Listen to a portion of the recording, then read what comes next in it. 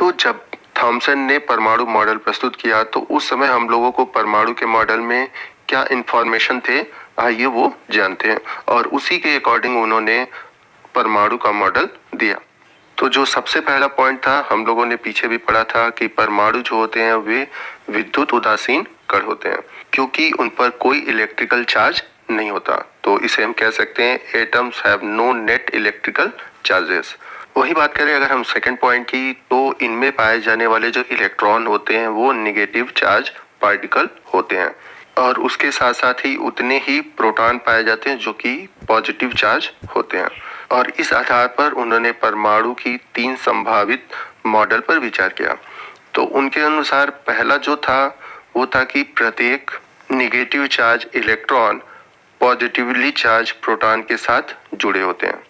अर्थात कहने का मतलब ये था कि जो ऋणात्मक इलेक्ट्रॉन थे वो धनात्मक प्रोटॉन के साथ जोड़ों में थे। दूसरा इनका संभावना था कि जो नेगेटिव चार्ज इलेक्ट्रॉन होते हैं एक निश्चित ऑर्बिटल में होते हैं और उनके सेंटर में पॉजिटिवली चार्ज प्रोटॉन होता है। जैसा कि हम लोगों ने परमाणु की संरचना में पढ़ा था कि केंद्र में प्रोटॉन होता है और बाहर की तरफ क्या होते हैं, इलेक्ट्रॉन होते हैं। और तीसरा उनका जो संभावना था कि जो नेगेटिव चार्ज इलेक्ट्रॉन होते हैं वे पॉजिटिव चार्ज प्रोटॉन के पास जो रिक्त स्थान पाए जाते हैं उसी में वे पाए जाते हैं, अर्थात वो अपना स्थान उसी में घेरे रखते हैं। और इन तीनों संभावना एवं मॉडल के आधार पर उन्होंने तीसरे मॉडल को चूज किया, जिसमें कि कहा गया था कि जो नेगेटिवली चार्ज इलेक्ट्रॉन होते हैं वो पॉजिटिवली चार्ज इलेक्ट्रॉन के बीच जो रिक्त स्थान होता है उसी में पाए जाते हैं। इसी से इसका नाम पड़ा प्लम पडिंग मॉडल। तो प्लम पडिंग होता क्या है? तो प्लम पडिंग एक तरह का डेजर्ट होता है, एक तरह का मीठा होता है जो कि केक की तरह दिखाई देता है और इसके बीच में काजू, बादाम, पिस्ता इत्यादि भरे होते हैं। तो जो प्लम पडिंग में काजू, पिस्ता, बादाम जो मैंने बताया वो एक तरह से निगेटिव चार्ज को प्रदर्शित करते हैं, अर्थात इलेक्ट्रॉन को प्रदर्शित करते हैं। और ये जो इलेक्ट्रॉन होते हैं परमाणु में धंसे होते हैं, जिस प्रकार की प्लम पुडिंग में काजू, पिस्ता, बादाम धंसे होते हैं। सेम वैसे ही वाटरमेलन में जैसे उसके बीज धंसे होते हैं उसी तरह परमाणु में इलेक्ट्रॉन धंसे होते हैं, जैसा कि इमेज में आप देख सकते हैं। इसलिए थॉमसन के इस परमाणु मॉडल को वाटरमेलन मॉडल भी कहा जाता है।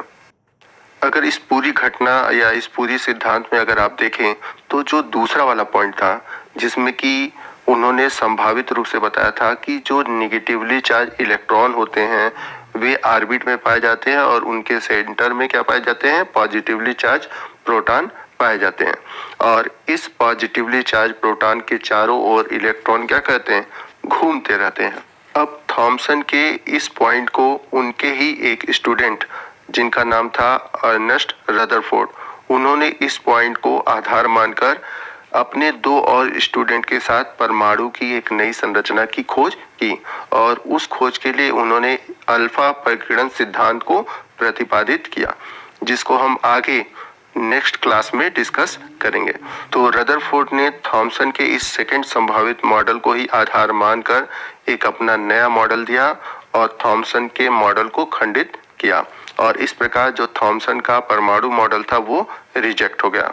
क्यों रिजेक्ट हुआ उसको हम अभी पढ़ेंगे।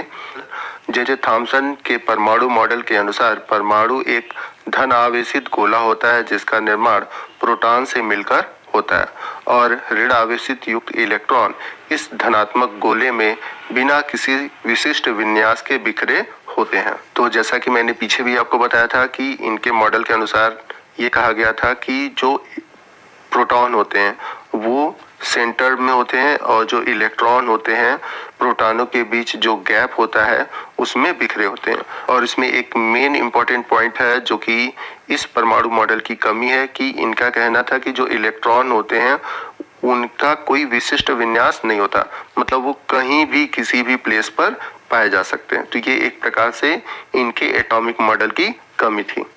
तो यदि हम बात करें थॉमसन के परमाणु मॉडल की संरचना तरबूज के समान दिखाई देती है, जिसमें कि प्रोटॉन तरबूज के लाल खाने योग्य भाग की तरह तथा जो इलेक्ट्रॉन होते हैं वो तरबूज के बीच में जो धंसे हुए बीज होते हैं उनके समान दिखाई देते हैं। इसे प्लम पुडिंग मॉडल के नाम से भी जाना जाता है, जैसा कि मैंने पीछे आपको वीडियो में बताया था। तो आइए नेक्स्ट हम बात करते हैं थॉमसन के परमाणु मॉडल के कुछ इंपॉर्टेंट पॉइंट की।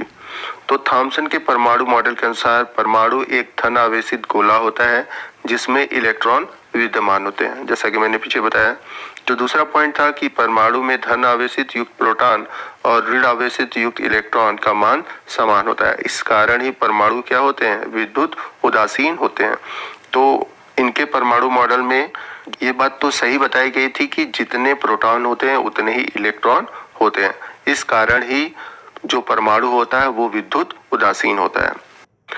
आइए नेक्स्ट हम बात करते हैं थॉमसन के परमाणु मॉडल की क्या कमियां थी, क्या इनकी सीमाएं थी और किस वजह से ये रिजेक्ट हुआ।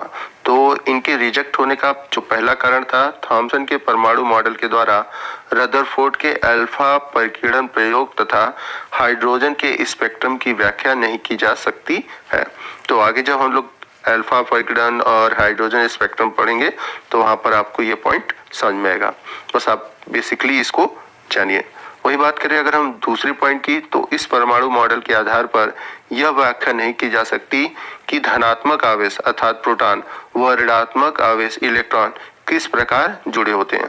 जैसा कि उन्होंने अपने मॉडल में बताया था कि जो इलेक्ट्रॉन और प्रोटॉन होते हैं वो जोड़ों में होते हैं, पेयर में होते हैं।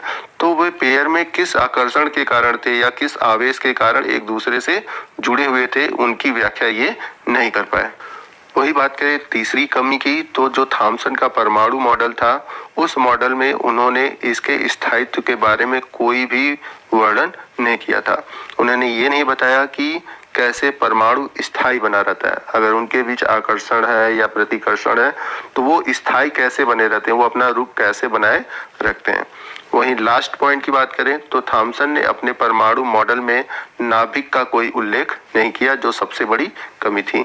हम सभी जानते हैं कि जो आधुनिक परमाणु मॉडल है उसमें नाभिक में प्रोटॉन और न्यूट्रॉन होते हैं, लेकिन थॉमसन के परमाणु मॉडल में कहीं भी आपको न्यूट्रॉन नाभिक में दिखाई नहीं दिया और उन्होंने नाभिक के बारे में कोई उल्लेख भी नहीं किया। तो इस प्रकार से जो थॉमसन का परमाणु मॉडल था वो रिजेक्ट हुआ और उसके बाद आया रदरफोर्ड का परमाणु मॉडल, जिन्होंने अल्फा कणों के परिकीर्णन के द्वारा परमाणु की संरचना प्रस्तुत की, जिसे हम अगले वीडियो में डिस्कस करेंगे।